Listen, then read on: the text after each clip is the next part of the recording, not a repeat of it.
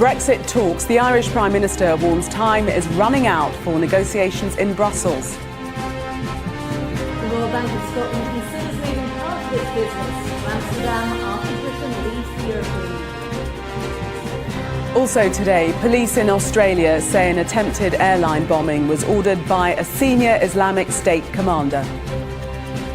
Moped mugging. Sky News hears how police have become wary of taking action.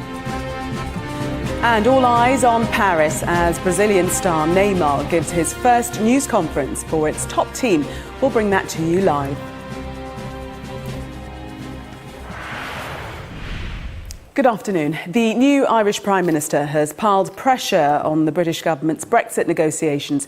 He said time is running out for both sides to agree the first stage on talks on the divorce before moving on to stage 2 in October.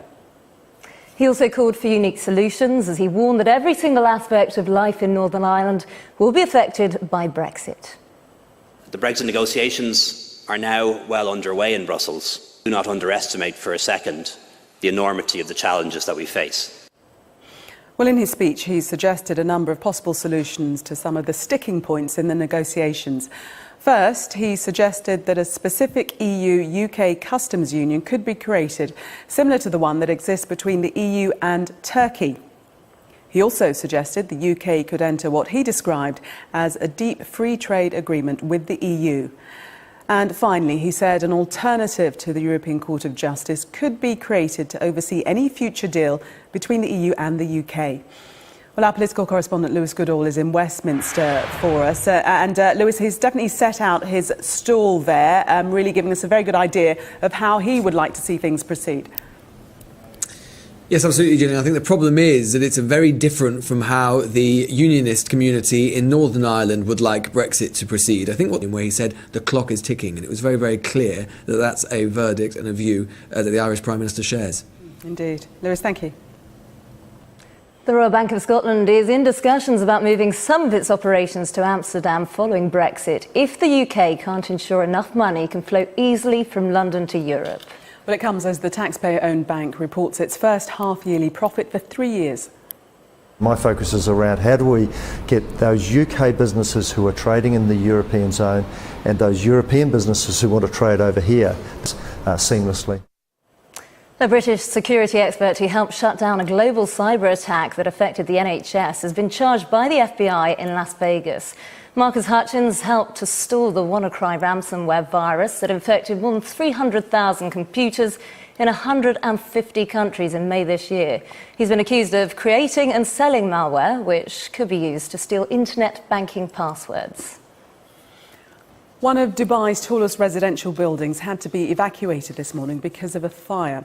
Hundreds of residents were forced to leave the Torch Tower, which has 86 floors, but no one is believed to have been injured in the blaze.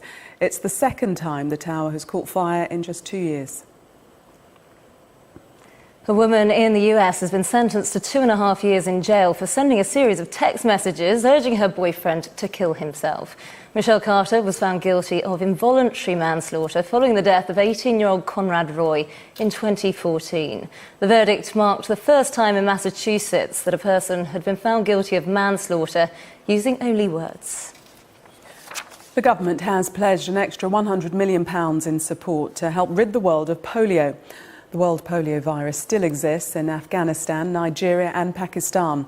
The money will help immunise up to 45 million children each year until 2020, when it's hoped the disease will be eradicated. A new study has found a way to potentially identify women at risk of having breast cancer relapses. The findings, published in the Journal of the National Cancer Institute, suggest that women with high numbers of so-called immune cell hotspots around tumours could be 25% more likely to see their tumours return within 10 years. Australian police say a top Islamic State commander ordered a group of men to build a bomb to be placed on an Etihad Airways flight out of Sydney. The improvised explosive device was intended to be smuggled onto a flight on the 15th of July, but the plan was aborted before it reached airport security. Police say it was one of the most sophisticated terror plots attempted on Australian soil. Well, Greg Barton is a terrorism scholar at Deakin University and joins me now from Melbourne. Mr. Barton, just how sophisticated was this plot? Well, Gillian, the Assistant Commissioner of the Australian Federal Police, told us that it was military-grade high explosive and it was sent by air courier, by air cargo from Turkey. So not to see further innovations. OK, Greg Barton, thank you for sharing your expertise with us there, terrorism scholar at Deakin University. Thank you. You're watching Sky News. Coming up in the sport. The latest from Paris, where Neymar is set to be introduced as the world's most expensive footballer. And there's an... Go to kayak.ie. Time now to cross over to the Sky Sports News Centre for an update.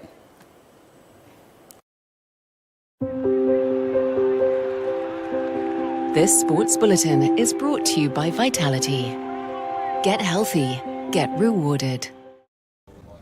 England's cricketers have lost an early wicket on the opening day of the fourth and final test against South Africa. Time to tell you, Everton have been drawn against Hajduk Split in the Europa League draw that's just been made in the last few minutes in that playoff round against Hajduk Split. That's all. There's more now on Sky Sports News, and we're back for you at 1:20. See you then.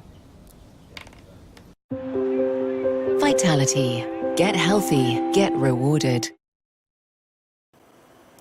Well, let's get more now on our top story. The Irish Prime Minister Leo Varadkar's speech outlining some of the challenges facing the UK and EU around Brexit. Well, joining me now from Millbank is Artie Shankar, policy advisor at Open Europe, and Richard Tice, co-chair of Leave Means Leave. And starting with you, Richard, it was his first trip to Belfast since becoming Prime Minister. How significant is this? Well, of course, it's an important part of the process. And I agree with what he said, which is that actually people need to get on with this process. It's taking too long. The idea of negotiating 1 week in 4, which seems to be what's going on at the moment, it just isn't good enough. It needs to be accelerated. They should be negotiating 24/7 to arrive either at a quick deal or an agreement that we're not going to reach a deal. But the sooner everybody knows that, from both sides, it's important to EU businesses, it's important to UK businesses. Let's get on with it. The government needs to get a grip and accelerate this whole process. And Artie, bringing you in now, Mr Varadkar said every aspect of life could be affected in Northern Ireland following Brexit. Is that an accurate assessment, would you say?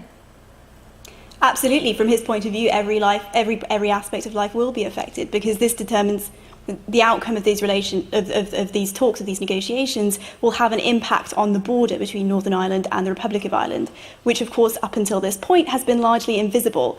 And any changes to the UK status regarding the EU, the decision by the UK perhaps to leave the customs union, will have an impact on that border. And that of course will affect trade moving across Ireland and Northern Ireland. The one difference, of course, is the free movement of people. I think you would be wrong to say that any change in the border would affect the free movement of people between the UK and Ireland, because, of course, that's secured, that's guaranteed by a different bilateral arrangement that has been in place before the UK and Ireland were part of the EU.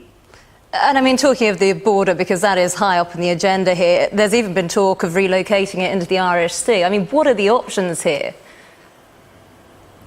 Well, from my point... I'm sorry, who are you posing that question to? We'll go to Artie, if that's all right. So I think any decision to move the Irish border into the Irish Sea, or of course around the perimeter of the British Isles, would not be helpful. It would not be practical. It's not politically palatable. We have to work with the border that is currently in place. Likely there will be changes to that border when the UK leaves the EU, and when, as it is suggested it will do, it leaves the customs union. But the idea that there have to be changes or the imposition of new infrastructure on that border, I would say, could be avoided. You chew on that, Richard, if I can ask you. Yeah, I agree. I mean, there are numerous examples around the world where you have a soft border. For example, take Switzerland and the European Union, take Canada and the United States. These things in today's world with technology and with inland clearance zones can be, really relatively easily overcome, and with goodwill on both sides, which clearly exists between Northern Ireland and Ireland itself, because there is so much trade. And of course, Ireland has a massive incentive to get a quick deal with the UK because of the huge percentage of their exports that come into the UK. And he has spoken as well, hasn't he, Richard, about Northern Ireland not being a huge part of the Brexit debate because of the issues at Stormont. Do you think he wants more support from them? Well, I'm sure he's looking for support, frankly, from everybody. But obviously, theoretically, the negotiations have to go through Brussels, and it's the Westminster UK government that is leading the negotiations from our point of view. But I come back to the key point. What he was highlighting is anxiety about the time it's taking, and that is right. We're all increasingly anxious that you get a sense of drift. At the moment, from a UK cabinet which appears to be divided, and it depends frankly on which cabinet minister you speak to, they need to get a grip, they need to get on with it, and they need to work with the EU and accelerate this process so that everybody gets a lot more clarity and a lot more certainty. And if we have to walk away because we can't reach agreement, the sooner we know that, the better for everybody. And Artie, what do you think they should be doing in Westminster to support the Irish government? I think one of the things that Varadkar has outlined today in his speech is, of course, what is happening in Northern Ireland and the lack at this current point in time of a Northern Irish executive, the inability, therefore, to hold North-South Ministerial Council and the British-Irish other cooperation arrangements between Britain and Ireland. And I think that is a key point to underline. And there should be impetus from the UK to help Northern Ireland in overcoming whatever blockages there are right now to establishing, to finishing power sharing talks and establishing an executive. That will be paramount. And of course, Artie, later on, we are going to see Leo Varadkar meeting Arlene Foster, and there have been tensions between the two of them, haven't there, in recent weeks? There have, absolutely, and it's largely to do with the border arrangement and Varadkar's statement that, of course, the Irish government does not want an economic border, and it should not be up to the Irish government to define what that border should be. Now, of course, frustration on the Irish side is completely understandable, but I would suggest that that is not a sustainable position. The economic border between Ireland and Northern Ireland is likely to undergo some changes as the UK leaves, and it is in Ireland's interest to participate in that discussion. And Richard, bringing you in, of course, negotiating with someone like Leo Varadkar, he doesn't look like he's going to be a pushover, does he?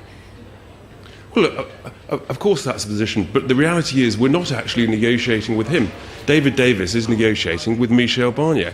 That's the process that is set in place, and that's what's got to continue. But I come back to the issue. I think Varadkar's concern is our concern, that it's just taking too long. There's too much uncertainty. It seems to be drifting. Yes, we're in the summer period, but actually, people need to be around the table 24/7, 7 days a week, finding solutions and giving clarity, confidence to everybody, both consumers, businesses and the economy at large. But Richard, in many respects, we are negotiating with him. He said that he doesn't want an economic border between Britain and Ireland. How much sway is he likely to have? Well, that's a matter between him and the other EU 26. As I say, at the end of the day, very little needs to change. It's in Ireland's interest, it's in the UK's interest. To be honest, if we could negotiate a deal and we're allowed to between ourselves, great, get round the table and sort it. But our understanding is that's actually legally not part of how the process works. OK, Richard Tice, Artie Shanker, thanks very much for joining us. Appreciate your time. Let's take a look at the weather for you now. Proud sponsors of Sky News Weather. You're watching Sky News. Coming up, we'll have all the latest from Neymar in Paris. That's his first press conference. We will take you live there, of course, at £200 million on him.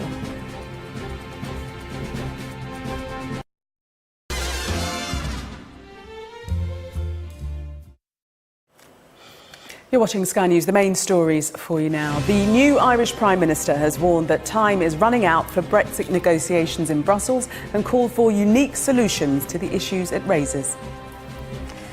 Australian police say an Islamic State terror plot to place an explosive device on a flight from Sydney was among the most sophisticated attempts they've ever seen.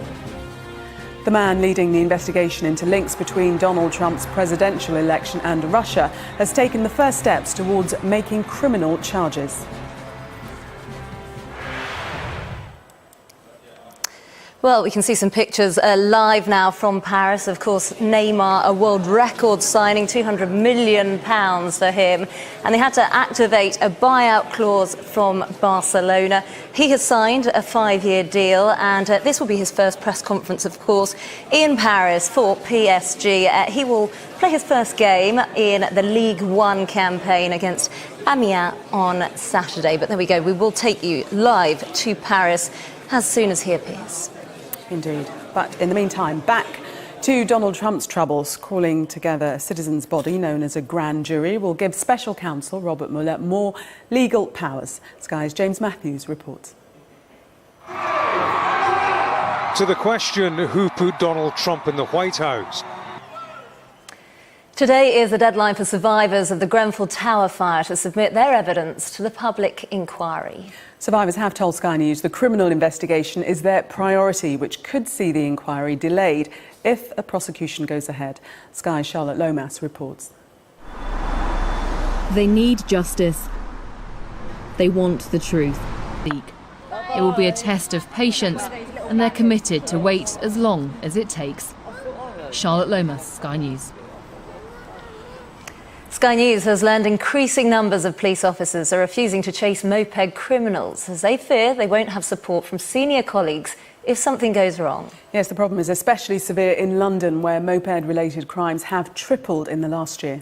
Our Home Affairs correspondent Mark White has been given exclusive access to the Met Special Task Force tackling moped criminals. In broad daylight, in the heart of London's Theatre District, 4 criminals on 2 mopeds are robbing unsuspecting members of the public. It was in this borough where moped-enabled crime first rose to prominence several years ago. Let's leave that report to take you to Paris, and this is the news conference, his first news conference of Neymar, the footballer of the moment, the multi-million pound transfer. About £198 million is what his transfer has brought in to Paris Saint-Germain. This is his first news conference, obviously looking quite pleased with himself, as you would do. A big payday in store for him, set to get about £500,000 a week. That's what will be in his pay packet. The 25-year-old, he's won 7 major trophies in his 4 seasons at the new camp, including the Champions League once and the La Liga twice. So let's listen in and see what he's got to say for himself. The whole world. For football lovers and for sports lovers in general. Well, there, Neymar very happy at that £198 million world record transfer fee, as you might imagine he would be. We'll leave that news conference there in Paris. But from football to athletics, and British athletes are among those leading calls to give Usain Bolt a knighthood ahead of the final 100-metre race of his career. The Jamaican will be running in the London 2017 World Athletics Championships, which get underway this evening. Bolt has won 8 Olympic and 11 World Championship golds, and he's eligible to receive a knighthood as a Commonwealth citizen. Let's speak to Richard Cabourn, a former sports minister, speaking to us from Sheffield. Good afternoon to you. Should Hi, Gillian. the Bolt be knighted? Yeah, absolutely. I think, he is probably one of the greatest athletes that we've seen in our generation. Say you've got somebody from his homeland, Richard Cabourn, Suburbs, again. Thank you very much. Guinness.